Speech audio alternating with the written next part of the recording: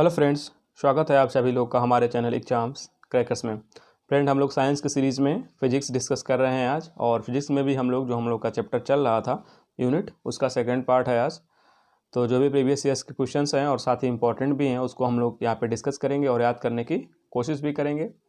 तो चलिए स्टार्ट करते हैं आज का वीडियो। और उससे पहले फ्रेंड, अगर वीडियो अच्छा लगे तो चैनल को सब्सक्राइब करना ना भूलिए, और साथ ही साथ शेयर भी करिए ताकि और अधिक लोग जुड़ सकें और अपनी तैयारियों को बेहतर कर सकें। तो देखते हैं आज का पहला प्रश्न क्या है। पहला प्रश्न है फ्रेंड, डाल्टन इकाई का प्रयोग किया जाता है पृथ्वी की मोटाई मापने में, हीरे की मोटाई मापने में, ओजोन परत की मोटाई मापने में, या शोर के मापन में। ठीक है, डाल्टन इकाई का, डाल्टन यूनिट का हम यूज किसके मापन के लिए करते हैं? आपके पास ऑप्शंस हैं, तो जल्दी से अपना आंसर कमेंट करके बताइए इसका सही आंसर क्या होगा। डाल्टन यूनिट किसके मापन में प्रयोग की जाती है?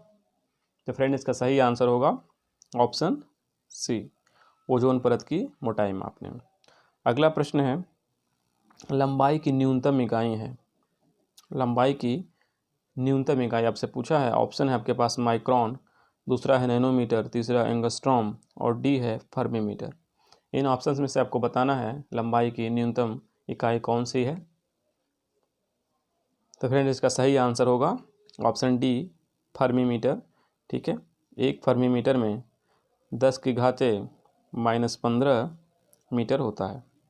ठीक है, ध्यान रखिएगा, 10⁻⁻15 मीटर। एंगस्ट्रॉम में 10⁻⁻10 मीटर होता है। ठीक है, और नैनोमीटर में 10⁻⁻9 होता है सारे मीटर में, और माइक्रोन 10⁻⁻6 मीटर होता है। तो यूनिट्स फ्रेंड, ये जो मापक है लंबाई का, चाहे वो माइनस की घात में हो, मतलब या अधिक हो या फिर कम हो, अक्सर एग्जाम में पूछ लिया जाता है। तो इन सबको ज़रूर आप ध्यान रखिए, माइक्रोन, नैनोमीटर, एंगस्ट्रॉम, फर्मीमीटर, और साथ में एक 10⁻18 होता है ऑक्टोमीटर। ये सब पॉइंट्स आप ज़रूर ध्यान रखें, छोटे छोटे पॉइंट्स है फ्रेंड जो हमको नंबर दिलाते हैं। अगला देखते हैं प्रश्न, निम्न में से कौन सा एक सही सुमेलित नहीं है, आपको बताना है। ठीक है, दाब का बार, मतलब यहाँ पे भौतिक राशि है और यहाँ पे यूनिट दिया हुआ है। दाब की यूनिट बार, कंप्यूटर की बाइट, प्रवाह की दर क्यूसेक, और भूकंप की तीव्रता डेसिबल। जल्दी से अपना आंसर बताइए, कौन सा इसमें एक मिसमैच है? टाइप करके जल्दी से अपना आंसर बताइए। तो फ्रेंड, इसका सही आंसर होगा ऑप्शन नंबर डी, भूकंप की तीव्रता। भूकंप की तीव्रता का मापते हैं हम लोग रेक्टर पैमाने पे। ठीक है, रेक्टर पैमाने पे मापते हैं हम लोग भूकंप की तीव्रता, और डेसिबल ध्वनि की तीव्रता मापने के लिए होता है। ठीक है, डेसिबल ध्वनि की तीव्रता के लिए, और भूकंप की तीव्रता जो हम मापते हैं रेक्टर पैमाने पर मापा जाता है। तो ध्यान रखिएगा, बाकी दाब को बार में, और कंप्यूटर को बाइट में, और प्रवाह की दर को क्यूसेक में मापा जाता है। तो इसको ध्यान रखिएगा। यूनिट से अक्सर एक आध प्रश्न एग्जाम में पूछ लिया जाता है, कभी कभी दो पूछ लिया जाता है। तो ये सारे जो प्रीवियस ईयर में एटलीस्ट उनको आप याद रखें, बाकी नए क्वेश्चंस को भी ज़रूर याद रखें। अगला है, बल का मात्रक आपको बताना है। ठीक है, बल का मात्रक किलोग्राम प्रति metre second square, kilogram metre प्रति सेकेंड स्क्वायर, किलोग्राम मीटर प्रति second, kilogram metre second square. ठीक है, बल का मात्रक हमको पता है न्यूटन होता है फ्रेंड, लेकिन यहाँ पे हमको एसआई मात्रक में मूल राशियों, मूल जो मात्रक हैं उनके टर्म में बताना है। ठीक है, मूल मात्रक 7 होते हैं, आप लोग को पता होगा। ठीक है, जिसमें लंबाई है, द्रव्यमान है, समय है, विद्युत धारा का मात्रक है, साथ में पदार्थ की जो मात्रा है वो मोल में नापी जाती है वो भी है, और साथ में ज्योति तीव्रता का जो मात्रक है कैंडेला, वो भी मूल मात्रक में आता है। तो 7 इकाइयाँ हैं मूल मात्रक की, मूल रूप से उन्हीं के टर्म में हम लोग मात्रक मापते हैं अक्सर। ठीक है, तो आपको बताना है बल का मात्रक क्या है। तो बल का जो द्वितीय गति के तीसरे नियम के अनुसार सूत्र है द्रव्यमान गुणे त्वरण। ठीक है फ्रेंड्स, तो द्रव्यमान मूल राशि है, अभी हमने बताया। ठीक है, तो द्रव्यमान का m रखेंगे इनटू त्वरण, अभी मूल राशि में नहीं है। ठीक है, तो इसको पहले हम मूल राशि में व्यक्त करेंगे। तो त्वरण होता है जो गति होती है, वेलोसिटी के चेंज को त्वरण कहते हैं। तो मतलब v वेलोसिटी मान लेते हैं, वेग मान लेते हैं, तो वेग परिवर्तन की दर को त्वरण कहते हैं। तो v/t हो गया। अभी भी t हो गया, हमको मिल गया मूल राशि में, मूल मात्रक में, लेकिन v अभी भी नहीं मिला हमको, तो एक बार और हम इसको चेंज करेंगे v को, तो गति क्या होती है, तो चाल बराबर दूरी बटे समय होता है। तो चाल हमारे पास दिया है, दूरी l मान लेंगे, अगर समय नीचे चला जाएगा तो t स्क्वायर हो जाएगा, ठीक है, l, क्योंकि दूरी बटा समय, ठीक है, दूरी समय नीचे चला जाएगा और t स्क्वायर हो जाएगा। तो आप देख सकते हैं किलोग्राम l लंबाई को मीटर में मापते हैं और t स्क्वायर, ठीक है, t स्क्वायर मतलब सेकंड स्क्वायर, तो द्रव्यमान इंटू मीटर प्रति सेकंड स्क्वायर, ऑप्शन बी, ठीक है। तो इसका सही आंसर क्या होगा, ऑप्शन बी, किलोग्राम मीटर प्रति सेकंड स्क्वायर। अगला है आवेग माप है। आवेग किसका माप है, इम्पल्स, आवेग को इंग्लिश में इम्पल्स कहते हैं। आपके पास ऑप्शन है द्रव्यमान का, बी है गति का, सी है वेग का, डी है भार का। तो जल्दी से अपना आंसर टाइप करके बताइए, आवेग किसकी माप है, किसकी मेजरमेंट है। तो फ्रेंड इसका सही आंसर होगा ऑप्शन ए, द्रव्यमान का, ठीक है। आवेग बराबर, अगर आवेग को हम आई मान लेते हैं, इम्पल्स, तो बल गुणे जो टाइम इंटरवल होता है, ठीक है, समय अंतराल होता है, इसी को हम लोग इम्पल्स कहते हैं, ठीक है। इसी द्रव्यमान का मापक होता है। तो आप ध्यान रखिएगा, इम्पल्स द्रव्यमान गुणे समय, ठीक है, द्रव्यमान, बल इंटू समय, ठीक है, ये द्रव्यमान का मापक है, इसको ध्यान रखिएगा। इसका सूत्र भी कई बार हमको यूज़ में आता है। जी की इकाई आपको बताना है, जी पहले समझना होगा जी क्या है। जी किस राशि को डिनोट करने का प्रतीक है ये, और इसका मात्रक पूछा है, इसकी इकाई पूछी है। तो ऑप्शन आपके पास है न्यूटन मीटर प्रति किलोग्राम स्क्वायर, न्यूटन मीटर प्रति किलोग्राम, सी है न्यूटन मीटर स्क्वायर प्रति किलोग्राम, और न्यूटन मीटर प्रति किलोग्राम स्क्वायर। तो जी क्या है फ्रेंड, कैपिटल जी क्या होता है, तो कैपिटल जी होता है गुरुत्वाकर्षण नियतांक, ठीक है, गुरुत्वाकर्षण नियतांक होता है। और गुरुत्वाकर्षण नियतांक हमको मिलता है जो न्यूटन का जो नियम है ग्रहों का, ठीक है, केपलर का है। तो केपलर का जो ग्रहों का नियम है, उसमें बल बराबर क्या होता है, गुरुत्वाकर्षण, जो बल का सूत्र है वो होता है F = G, गुरुत्वाकर्षण नियतांक गुणे दोनों पिंडों का क्रमशः द्रव्यमान m1 × m2 और उनके बीच की दूरी का स्क्वायर, तो r स्क्वायर। यहीं से हम जी की वैल्यू निकाल लेंगे फ्रेंड। बल न्यूटन हो गया, ठीक है, और ये दो द्रव्यमान हो गए, r बल में जाकर मल्टीप्लिकेशन करेगा, आप देख सकते हैं यहाँ पे, इसको मल्टीप्लिकेशन कर देंगे तो जी की वैल्यू आ जाएगी, ये नीचे चला आएगा, ठीक है। तो बल गुणे मीटर स्क्वायर हो जाएगा, यहाँ पे गुणा कर लेगा, नीचे द्रव्यमान का द्रव्यमान 2 है तो किलोग्राम स्क्वायर हो जाएगा। तो आप देख सकते हैं न्यूटन मीटर स्क्वायर प्रति किलोग्राम स्क्वायर हो जाएगा, ठीक है, इसलिए ऑप्शन सी सही हो जाएगा, ठीक है। इजीली आप इसको पक्षांतर करके निकाल सकते हैं। अगला है तापमान का एसआई मात्रक आपको बताना है, तापमान का, टेम्परेचर का। ऑप्शन है जूल, कैलोरी, केल्विन, वाट। तो जल्दी से अपना आंसर कमेंट करके बताइए, इसका सही आंसर क्या होगा, तापमान का एसआई मात्रक। तो इसका सही आंसर होगा friend option C, Kelvin. Kelvin तापमान का एसआई मात्रक है, ध्यान रखिए एसआई मात्रक है, नहीं तो वैसे डिग्री भी है, फ़ारेनहाइट भी है, लेकिन एसआई मात्रक आपको पूछा है तो आपको ध्यान रखना है। अगला है एंगस्ट्रॉम क्या मापता है, ठीक है, आपके पास ऑप्शन है आवर्तकाल, आवृत्ति, तरंग दैर्ध्य, समय, ठीक है। एंगस्ट्रॉम क्या मापता है आपको बताना है। तो फ्रेंड इसका सही आंसर होगा, जो एंगस्ट्रॉम होता है वो यूनिट होती है तरंग दैर्ध्य की, ठीक है, तरंग दैर्ध्य को एंगस्ट्रॉम में डिनोट करते हैं, इसको ध्यान दीजिएगा, तरंग दैर्ध्य को एंगस्ट्रॉम में हम डिनोट करते हैं, एंगस्ट्रॉम। और बाकी आवर्तकाल समय में, ठीक है, आवृत्ति समय में ही व्यतीत करते हैं, लेकिन समय की दर होती है वो चेंजिंग होता है, और लास्ट में समय दिया है, ठीक है। तरंग दैर्ध्य मतलब वेवलेंथ, जो दो वेवलेंथों के बीच की दूरी एक तरह से कह सकते हैं, तो ये एंगस्ट्रॉम में मापा जाता है। अगला है निम्न में से कौन समय का मात्रक नहीं है, आपको बताना है, समय का मात्रक नहीं है, टाइम का। आपके पास ऑप्शन है चंद्रमा या चंद्रमा, एक ही है, ठीक है, चंद्रमा या चंद्रमा, दूसरा है प्रकाश वर्ष, तीसरा अधिवर्ष, और डी इनमें से कोई नहीं, समय का मात्रक नहीं है, इसमें से आपसे पूछा है। तो जल्दी से अपना आंसर टाइप करके बताइए कौन सा ऑप्शन होगा, बी, सी या ए या फिर डी। तो फ्रेंड्स इसका सही आंसर होगा ऑप्शन नंबर बी, क्योंकि हम लोग पहले वीडियो में डिस्कस कर चुके हैं, प्रकाश वर्ष किसका मात्रक है, दूरी का, और साथ में इसका किलोमीटर और मीटर में हम लोग इसका वैल्यू भी डिस्कस कर चुके हैं। तो एक बार ज़रूर आप उस वीडियो को देखें और वीडियो पसंद आए तो सब्सक्राइब जरूर करें। अगला है लूमेन किसका मात्रक है, आपको बताना है। लूमेन ज्योति तीव्रता का, ज्योति फ्लक्स का, ए और बी का, इनमें से कोई नहीं। तो जल्दी से अपना आंसर कमेंट करके बताइए लूमेन किसका मात्रक है। तो फ्रेंड इसका सही आंसर होगा ऑप्शन बी। हमेशा ज्योति तीव्रता और ज्योति फ्लक्स में कन्फ्यूजन हो जाता है, तो ज्योति फ्लक्स, ठीक है। इसमें भी ल आ रहा है, इसमें भी ल्यूमेन है, दोनों में ल आना चाहिए। तो फ्लक्स का लूमेन मात्रक है, ठीक है, ध्यान रखिएगा। अगला है कैंडिला किसका मात्रक है। ऑप्शन है ज्योति फ्लक्स, ज्योति प्रभाव, ज्योति दाब, ज्योति तीव्रता। तो जल्दी से अपना आंसर बताइए कैंडिला मात्रक है किसका मात्रक है।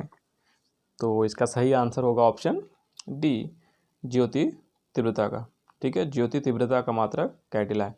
ध्यान रखिएगा कैंडिला और लूमेन में कंफ्यूज नहीं होना है। लूमेन ज्योति फ्लक्स का है और कैंडिला ज्योति तीव्रता का है, ध्यान रखिएगा।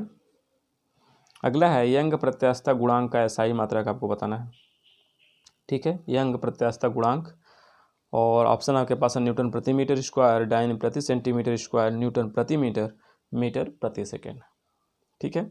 यंग प्रत्यास्थता गुणांक कहाँ यूज होता है। तो फ्रेंड ये प्रत्यास्थता इलास्टिसिटी की बात कर रहा है, मतलब यहाँ पे कहीं ना कहीं लंबाई बढ़ने की या आयतन बढ़ने का या क्षेत्रफल बढ़ने के क्षेत्र में ये गुणांक आता है। तो यंग प्रत्यास्थता गुणांक जो है कि लंबाई में वृद्धि की वजह से आता है। तो अगर यंग प्रत्यास्थता गुणांक को y मान लेते हैं, ठीक है, तो जो इसका फार्मूला होता है प्रतिबल, ठीक है। प्रतिबल मतलब एकांक क्षेत्रफल में लगने वाला बल और समय बटे में होगा विकृति, ठीक है। विकृति मतलब लंबाई में चेंज, ठीक है। लंबाई में चेंज मतलब बढ़ी हुई लंबाई बटे मूल लंबाई, ठीक है। तो लंबाई में चेंज हम निकाल लेंगे, ठीक है। और प्रतिबल, यहाँ से हमको इसका एसआई मात्रक निकालना है। तो फ्रेंड जो प्रतिबल होता है ये दाब की बराबर होता है, दाब की तरह ही होता है, मतलब सेम इसकी यूनिट होती है, ठीक है। प्रतिबल का यही होता है कि एकांक क्षेत्रफल पर लगने वाले बल को प्रतिबल कहते हैं, ठीक है।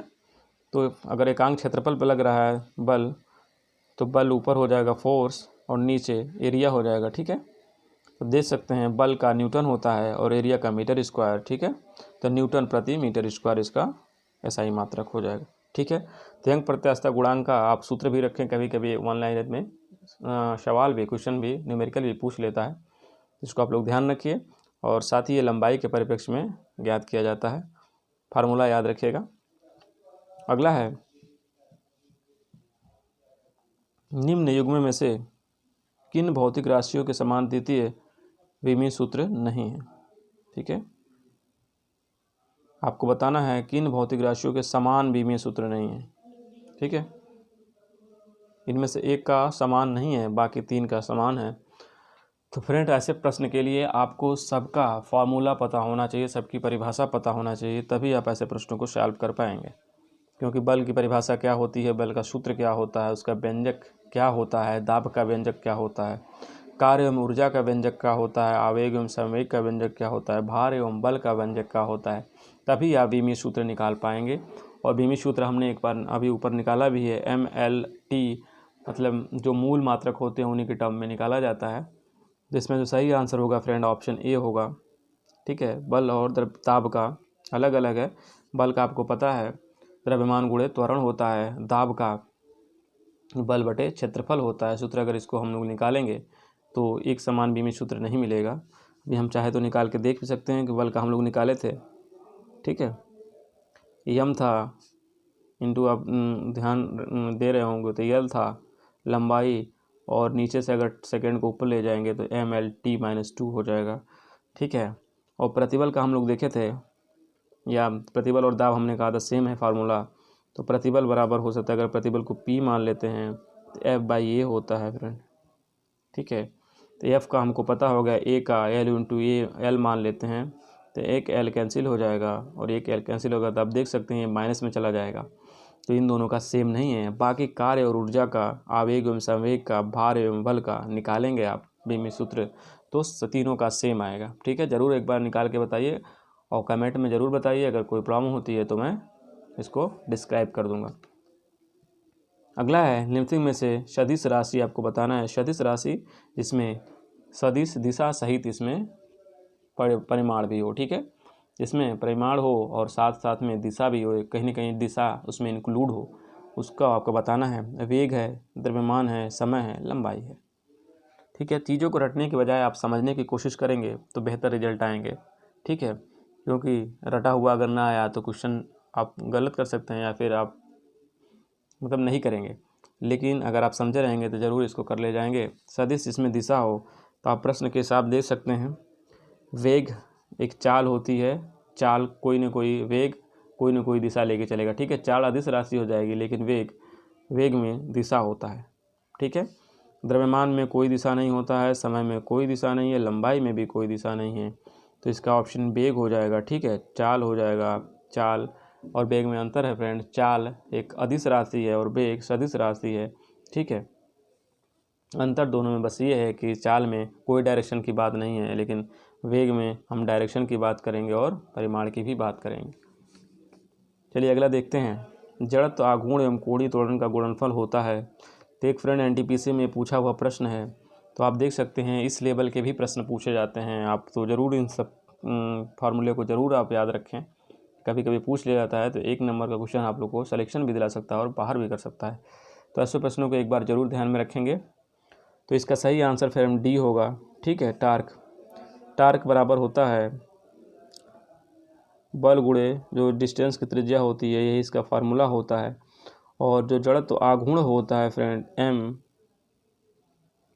m/r² होता है, और जो कोणीय त्वरण होता है, ठीक है, अगर इसको अल्फ़ा से व्यक्त करते हैं तो W/r होता है।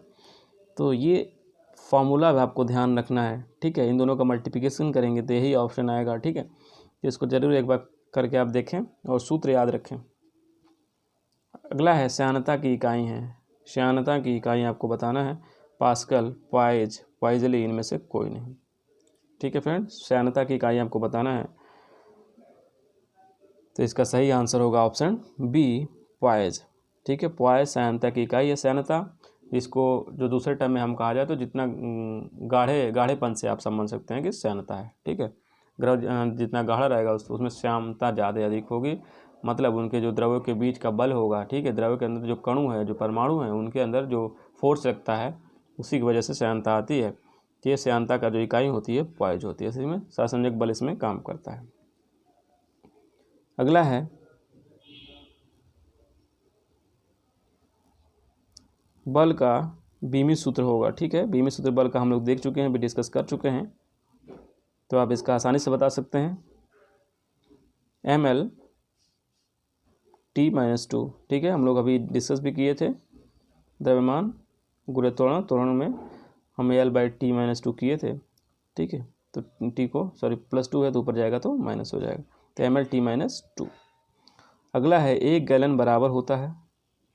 फ्रेंड 1 गैलन किसके बराबर होता है, तो ऑप्शन बी है इसमें 3.78 लीटर के। ध्यान रखिएगा कभी कभी ये जो फिक्स्ड पैमाने होते हैं, गैलन हो गया, बैरल हो गया, जैसे बैरल हमने पिछले बताया था 159 लीटर होता है एक बैरल में, तो इस तरह के प्रश्न भी एग्जाम में कहीं कहीं पूछ लेते हैं, जैसे हेक्टेयर में पूछ लेता है, एकड़ में पूछ लेता है, बीघा में पूछ लेता है। तो इन हम छोटी छोटी यूनिटों को इग्नोर नहीं करना है फ्रेंड्स, इसको भी ज़रूर ध्यान रखें, तो कभी कभी हमको 1 मार्क्स ये ईजिली दिला सकते हैं।